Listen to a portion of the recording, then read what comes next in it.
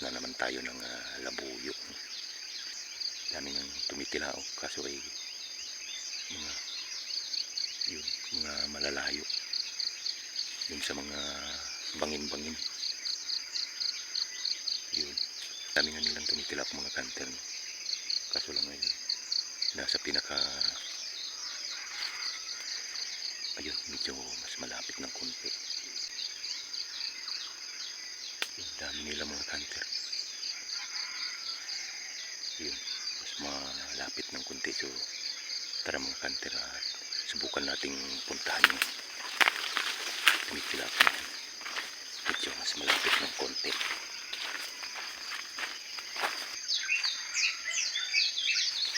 Diba?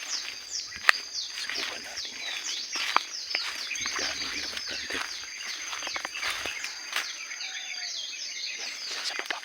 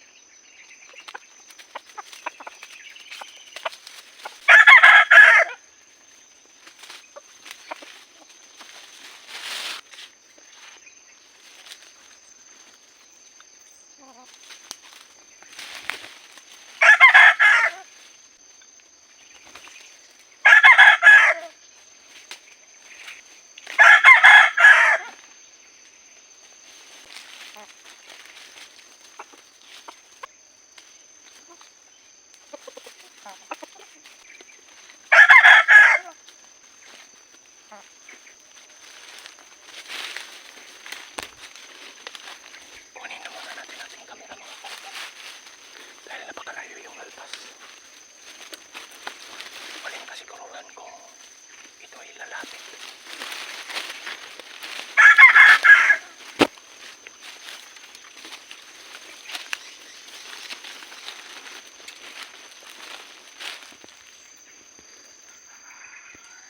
Ayun, sumagot yung malpas mga kanter sa ating pangati. Sumagot siya. Ayun si Cantonese.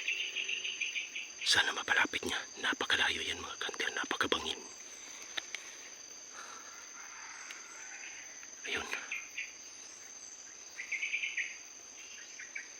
sumasagot din. Yung alpas.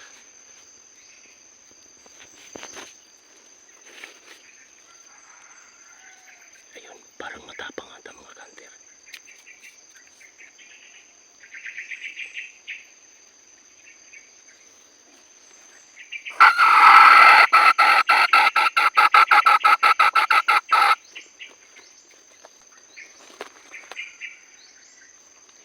Sumasagot. Update ko na lang kayo mamaya mga kanter kung ano nang kaganapan ng ating setup dito. Yung kanter, yan, nagsasalpukan na yung dalawa ating pangati, so hindi mo lang tumilahok na lumapit. Yan, dire-diretso lang ang paglapit.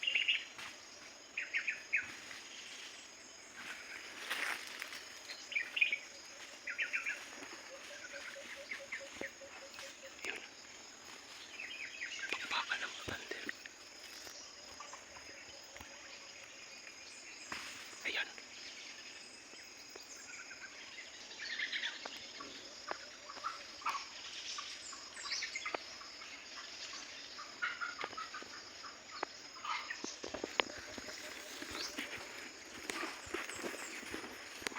Yan. Hindi pa ata nahuli.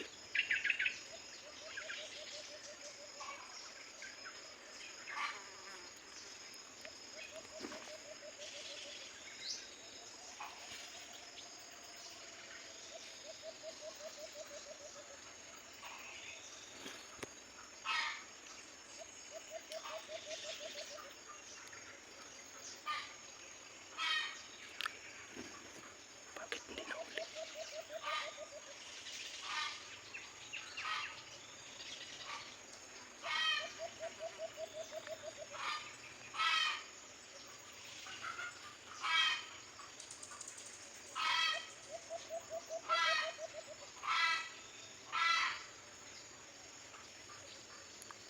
Pumaputok yung alpas.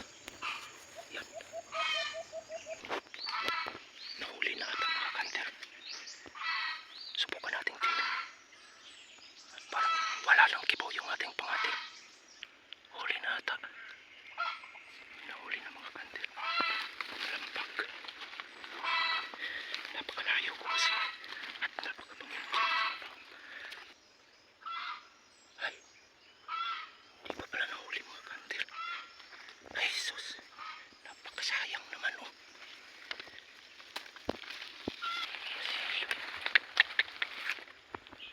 Nasilo yung ating pangati.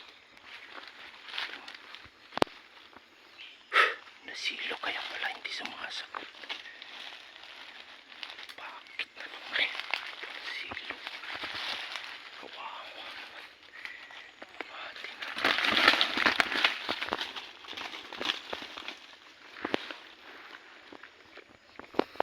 Ay, nasilo sa panga.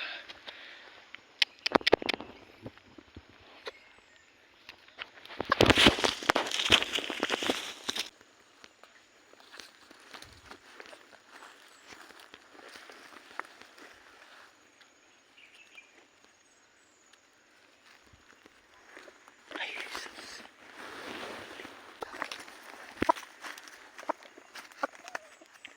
Sayang yung alpas mga kanter. Nasilo sa lig. Kawawa. Sayang yung alpas mga kanter. Sumalpok na sana. Sayang kanter ano. Kung hindi lang sana na silo yung ating pangati ay nahuli sana natin yung alpas na labuyo. Kaso lang ay nasilo siya sa palong at saka sa liig. So, dalawang silo ang nakadali sa ating pangati. So akala ko naman kanina nahuli na yung alpas.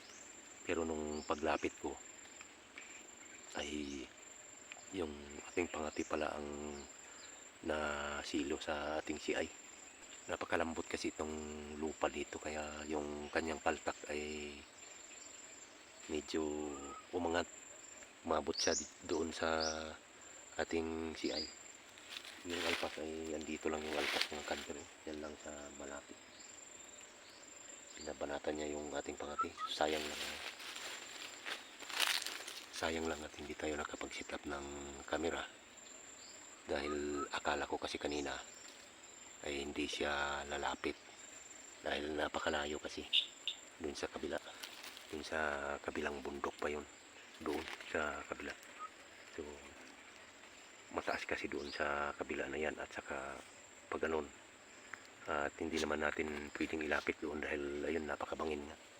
Kaya sinubukan ko lang dito kung mapalapit ba talaga ni Cantonis.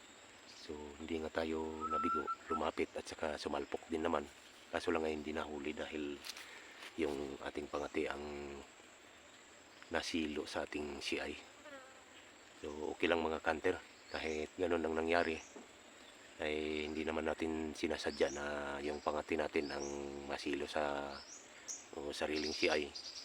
So, hindi naman natin sinasadya yan at mabuti na lang at may ugat ng puno na tinali ko dahil ang lupa dito ay malambot yung lupa.